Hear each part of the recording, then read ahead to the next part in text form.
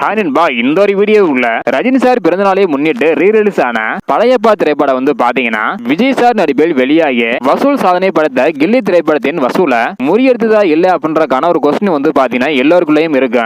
இந்த ஒரு வீடியோவுல படையப்பா திரைப்படம்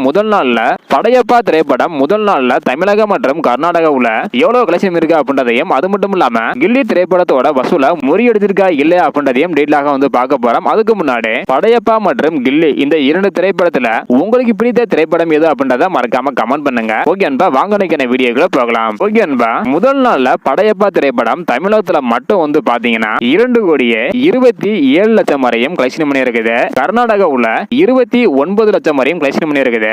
இதன் மூலம் தமிழகம் மற்றும் கர்நாடகாவை சேர்த்து 2,56,00,000 வரையும் கலெக்ஷன் பண்ணி இருக்குது. ஆனா இதற்கு முன்னாடி விஜய் சார் நடிப்பில் வெளியான கில்லி திரைப்படம் வந்து பாத்தீங்கன்னா தமிழகத்துல மட்டுமே முதல் நாள்ல 3,10,00,000 வரையும் கலெக்ஷன் பண்ணி இருக்குது. இதன் மூலம் தமிழகத்துல படையப்பா திரைப்படம் கில்லி திரைப்படத்தை முறியடிக்கல. படையப்பா திரைப்படம் முதல் நாள்ல தமிழகத்துல 2,27,00,000, கில்லி திரைப்படம் 3,10,00,000 வரையும் கலெக்ஷன் பண்ணி இருக்குது.